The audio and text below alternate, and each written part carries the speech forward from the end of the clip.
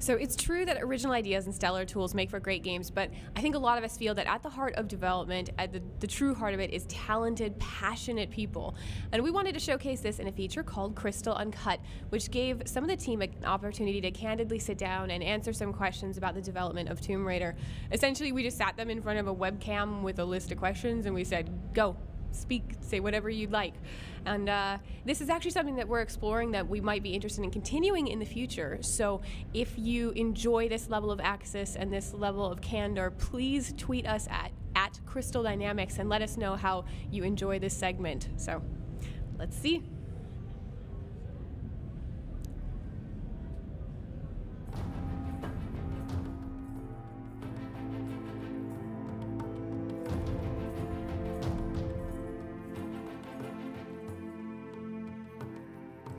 I wanted to talk a little bit about what it was like to join Crystal Dynamics for the first time. I got out of development. I literally left development for a while and was in the publishing side, but I always had this desire to work on a great game. You know, it had been my goal. So when Daryl Gallagher called me, you know, we'd had a relationship. We'd been talking over the years about the possibility of working together. The timing worked out perfectly, and moved my family up to the Bay Area, and we started working on Tomb Raider. And it was super exciting because for me, I'm a huge fan. I've been a fan of Tomb Raider since the PlayStation era, PlayStation 1 era, and the idea of reimagining it was both scary and exciting. I felt like Lara Croft was at that place where she deserved to see a new chapter in her story, and to have that opportunity to work with a really talented group of people that really knew this franchise, coming at it from a fan's perspective, it was quite an honor. So what made me want to join the Tomb Raider team? I was working in Los Angeles at the time when I got the opportunity to move up to Crystal to work on Tomb Raider, and it really excited me to work think about working on one of the best known franchises out there. And I was particularly excited to see how I can bring my sound design aesthetic to the world that was being built. What made me join the Tomb Raider project, one of the things that was very important for me is working on something that I really care about. And what made me join that, I was working on a previous company on other big projects, and for me Tomb Raider was something that was very personal, was something that I had a special relationship with, because I started as a fan. I knew that when I was a young adult and when it came out on the PlayStation, because I first played it on PlayStation, unlike other people it was PC and things like that. Me, it was a PlayStation thing. It was my favorite game. Some of my friends were actually wanted to, you know, we were sharing the PlayStation. Some of them were playing other type of game. For me, it was Tomb Raider. So that's one of the things that was very important for me, was being part of that great franchise. And also the team. I know that the team, I knew people that was actually working on the team, and I knew that they were very strong, very solid. And for me, I knew that this new game would be great, and that's why I want to be part of that, represent how I could bring what I knew to that franchise. And I'm very proud of what we accomplished, and I'm very happy of being part of that franchise and that team. So I guess I'd say my greatest fear when I joined the Tomb Raider team was probably that I was afraid to really screw up one of gaming's great franchises. You know, a lot of responsibility was sort of placed into my hands and other people's hands with this essentially a gaming icon. I mean, we were really recreating who Lara was and what she looked like, which mattered a lot more to me because as a rendering engineer, I'm more responsible for the look and feel of things. And yeah, I mean, there's a great fear there that people wouldn't like what we did, and it, I mean, it's a fear that gradually melted away as we get further and further in with development. But when I first joined the company, it was something that I had to think about, like, can I do this? Am I really up to the task of tackling such a huge gaming icon, and can I really help and contribute in the reinvigoration of the franchise? So my greatest fear on working on the new Tomb Raider really was reimagining something that was so near and dear to my heart. The fear really being able to recapture the spirit of what Tomb Raider is to myself and the fans, but also improving in areas where we needed to improve to keep the content relevant. What was my greatest fear on working on Tomb Raider? That's a good one. I represent, basically when I came in as a game director, I represent a little bit the new vision of the game. While people here, a lot of people were working on Tomb Raider for a while, and like for example Noah would represent the what Tomb Raider was. So the new versus the old, and I think for me that was the greatest fear. And at the beginning, I was not seeing that. I was like, I'm gonna create this all new things, and I want to make this game about Tomb Raider, but completely new. And then negotiating, knowing things, and talking about, but also the fans and things. I really realized that I should not be tampering in a way that will completely change that. And so the greatest fear for me was adding new features and new way of approaching the franchise that will be will transform to a point where it doesn't feel like a Tomb Raider. And that was my biggest fear, as a, how can I touch something that is almost have a holy stature, where I can touch and people like, what, this is not a Tomb Raider. And that, I think I would say that was the greatest fear for me. So my biggest fear working on Tomb Raider was that I would somehow personally disappoint the fans, or that the game wouldn't be what they expected or what they wanted, or not Tomb Raider-y enough. And I believed in the vision of Tomb Raider, from the time that I saw it at Game Informer. If I didn't believe on it, I wouldn't have come over to Crystal Dynamics. I wouldn't have uprooted my life. And I did believe in that vision wholeheartedly, but there was always this fear that maybe you were too close to something, and maybe the fact that you saw the long hours that everybody was working, and that you saw all that effort and the heart and soul and passion poured into something, and that maybe it colored your vision a little bit, maybe it left you a little bit biased, maybe you were too close to it. So there was nerves, certainly, right to the last minute, right till those reviews came out, right until the gamers got the hands. And I would sit there on the forums and read people's reactions, and I was so relieved and so proud to have people say and express that they were so happy and impressed with the game, and that it felt like a Tomb Raider experience, and that we did the franchise right. So it's an amazing feeling, and it was wonderful to have those fears finally alleviated. So one of the things we do, like specifically for the art team, we have a weekly painting class. So we bring models in. Some people draw, most people paint. It was one of those things that sort of was a request. A couple of the artists were big fans of traditional art. So it was a great thing that the company decided to sponsor, so they pay for the model. All we have to do is show up, model comes in, and we have a 3-hour painting session. So at some point I'd like to share some of the work that the team's doing when they feel up to it, but I'm really proud of the work. It just keeps our skills sharp. A lot of us come from a traditional background, and it was one of those things that we wanted to keep going in the studio, is to make sure that not only are we good digital artists, but we keep our painting skills going, our drawing skills going. So one of the day-to-day activities for me that was entertaining was taking pictures of the team. I'm a photographer as well as a writer and a narrative designer. And so for a large chunk of the development, I brought my camera in and just kind of stalked the team and quietly took pictures as they were doing their work. And it was a nice way to kind of remember, for my own sake, all the hard work everyone put in, and just a great way to capture a moment in time. So that's one of the things I like about the studio is everybody is an expert and does their own thing kind of separately, but when you kind of look at it all together, it really draws a picture of a team really working together and doing something special.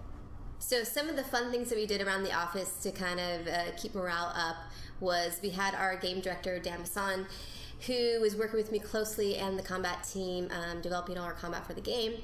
we would do plenty of photoshops of Dambason, and you would see him probably plastered in behind desk chairs, to our mobile carts to play the game, to meeting rooms.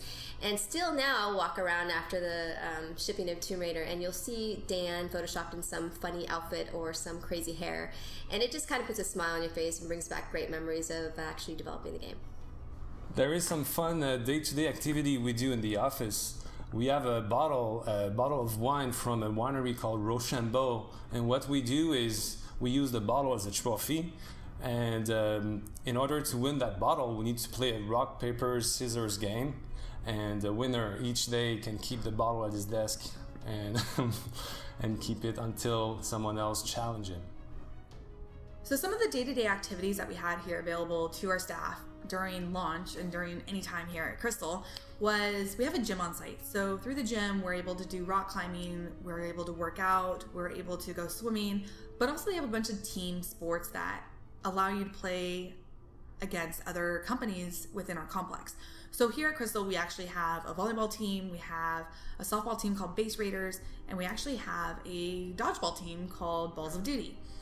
Besides having those events and activities available on hand, we also would do weekly barbecues for the staff, where the leadership team and the leads on our dev side would barbecue for the staff and serve them and show the appreciation for all their hard work and dedication.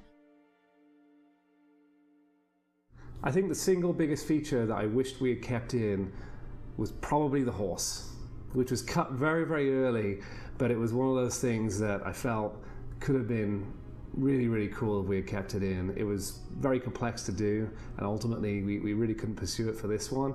But the horse was the one thing that I wish we hadn't cut. Things like the turret, which some of you may have seen in some videos, we had a turret that was cut. I was happy to cut, but the horse, not so much.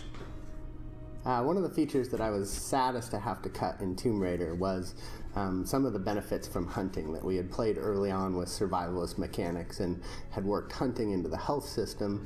In the end, we didn't really get a version that we liked a lot, but it was an idea that we were very compelled by, and in the end was sad to have to cut. Originally, the ending of the game was different, and it was something I was involved with and I was really attached to. But we had focus tests and information from a variety of sources that indicated that it needed to be changed. And so I'm partly bummed, but I'm also glad that we changed it because it was the right decision. But I'm curious to see what people would have thought if the original ending of Tomb Raider had made it to the final cut. There was one feature on Tomb Raider, the early days, the really early days, that I was a part of, that I thought of to be the most awesome thing that we could have done. Now, it was a different game back then, but let me set it up for you. We had a little bit of a more open world approach. There was a lot more terrain to cover. So we went with a couple different vehicles, one of which was an old World War II motorcycle. Another one was a horse. And eventually we had a bug where the horse was riding Laura, who was riding the motorcycle. And I thought that feature would have been strong. It would have been a good Easter egg. But I thought that some of the horse stuff we were doing was really interesting. And I was kind of bummed to see it go. In the long run, it was the best, choice. But the horse riding Laura, riding the motorcycle was phenomenal. So one of the highs for me on Tomb Raider was when we delivered the E3 2012 demo. That demo had a level of detail and quality that was real proof to me that we were on the verge of something special. And a real low for me was when we were finishing up the localization process. That was a huge workload, and at that point, the work itself isn't terribly creative. It's more file management, and that was kind of a creative low for me during the project. So my highest high, definitely making Tomb Raider, was the big E3 unveiling of Tomb Raider that we had. It was really awesome to be able to be the person showing the world the great work the team had done up to that point and blowing a few minds. And my lowest low, I think, definitely was having to take time off just as we were entering alpha to deal with some personal issues. It was really hard leaving the team at that time, but they did an amazing job getting the game together, which led to another one of my highs, which was being able to come back with still some time to make some meaningful difference on the final product. You will get into those pits where you'll be miserable and you're unhappy and everything looks like it's not working and you think you just want to quit. But you bind with your team members, the people around you, and those are really the people that pull you back out, and together you kind of climb out of the muck and all of the bad stuff that is going on. And when you get out of it and you turn around and you look back at what you've created, and you see like this phenomenal experience that was crafted, something that most of us have never done anywhere else. And you get this incredible sense of accomplishment, and it just fills you with pride, and it sort of makes all of it worthwhile. I mean, there were times when we really hit some low points. But then when you turn around afterwards and look at the final product and what came out of it and people's reactions to all of the work that we've done, it really does make it worthwhile. It really does.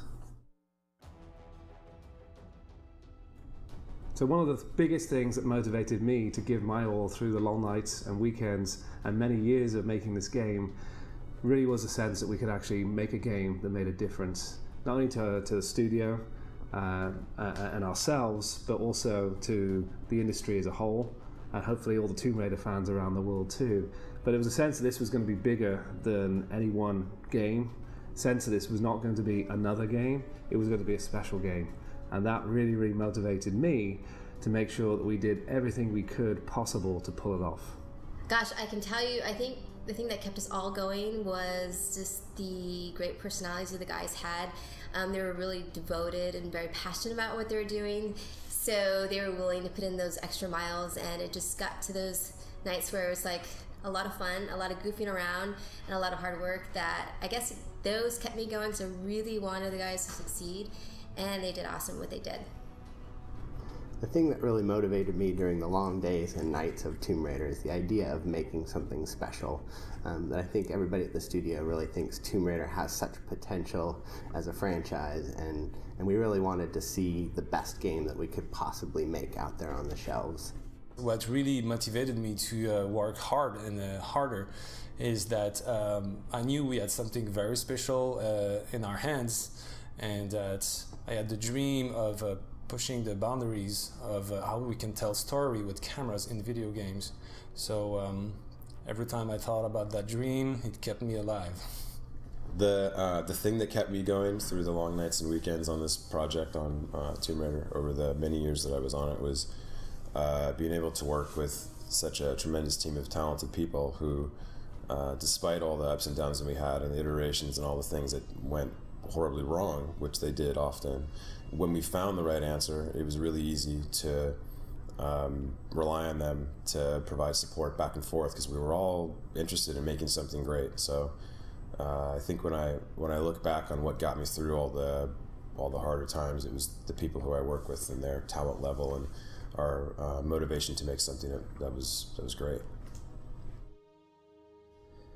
So the thing that really motivated me and kept me going through all the long nights and weekends on Tomb Raider really is the thing that keeps me going when I'm making any game, which is thinking of the moment that the player, the person we're making the game for, after they go and they spend their hard-earned money on the game and put it in for the first time, what their takeaway is going to be. I've definitely bought plenty of games in my life where I put in the disc, I'm really excited about the game, it's all been highly hyped, and I hate the game. And my greatest fear is creating a game that is how the end player ends up feeling. So that's what keeps me working, that's what keeps me going, is making it as good as I can possibly make it in the time that I have. My favorite memory of working on Tomb Raider is one that I'm super fortunate to have experienced, and it's never anything I really thought I'd be doing. But I had the extreme luck of being able to tour and show Tomb Raider off to fans at community events around the world. And one of the places I demoed the game was Paris, which in and of itself is amazing. But I had an event, a community event one night, and then the next day the fans came back and we all went to the Louvre together. And it just blew my mind that I was here with other Tomb Raider fans. We all were united by our love of the game and the franchise, and then we were walking through this incredible museum, literally walking through tombs together. We really enjoyed the ancient Egyptian exhibit, obviously, but there was so much to see there, and I felt like it was a place that, you know, Lara would obviously have been giddy to explore. So my favorite memory for working on Tomb Raider was when I finalized the sounds for the submachine gun. I'd been working on that on and off the whole time I'd been here, and I finalized them back in October, and it was one of those moments where I feel like I got the perfect sound for that particular weapon. It had been kind of eluding me for a while, and right at this point I'm really pleased with it, and have had a lot of really positive response for the sounds for the weapons. One of my favorite moments on Tomb Raider, morale was low, really low, and I felt like I had to motivate. And the best way to motivate is to provide some type of comedic relief. So Brian Horton, the senior art director on Tomb Raider, was nice enough to provide me an image of himself, and I found one of Lara, and I created what I would consider to be one of the greatest Photoshop mock-ups I've ever done in my career. Unfortunately, I can't show it here. I'm not saying it's not going to be posted on my blog anytime soon. I would never say that. I would never say to go to Brunoctop. Never mind.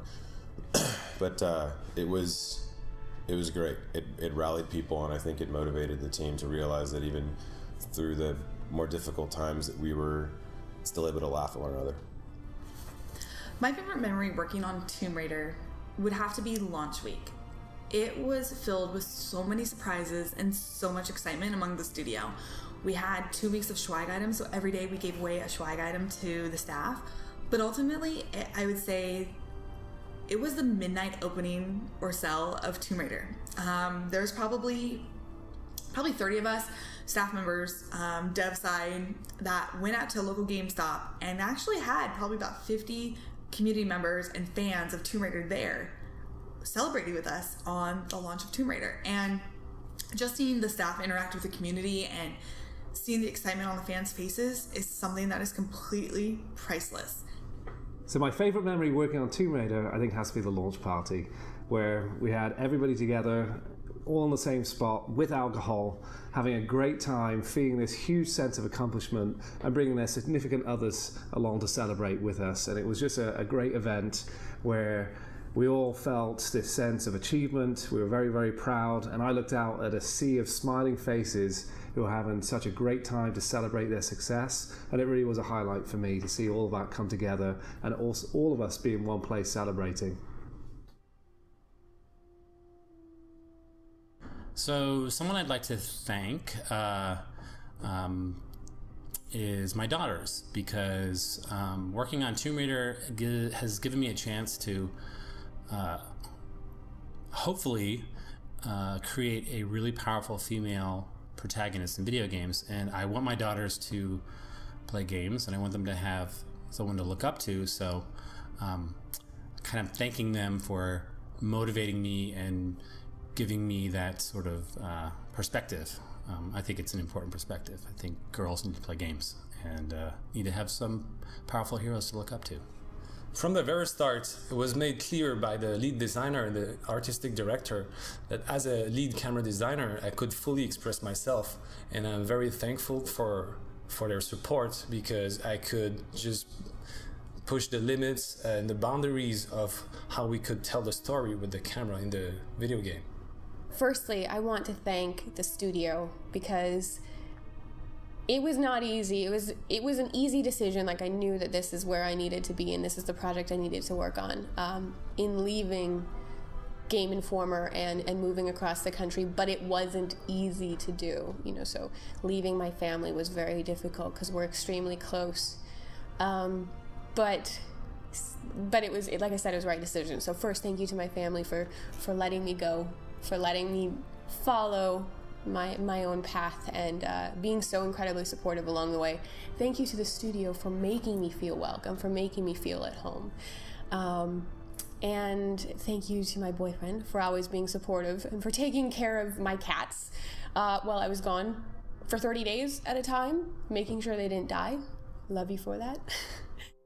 Who I would like to thank inside or outside the studio, I would say that I would like to thank my wife and my kids, because I was living in Montreal, you know, and we have our families there and friends, and we speak French. This is our first language. We're French Canadian, and she was willing to come and sacrifice her own career to support me here. She was a speech language pathologist. She worked as a speech and language pathologist. She had to let go of that work to come here, supporting me in that journey, which was a very intense and very big journey for us. And I would like seriously to thank her, because she was a very special person, and I love her very much. So thank you very much, Melanie. I love you. The first thing I wanted to say to the Tomb Raider community is thanks.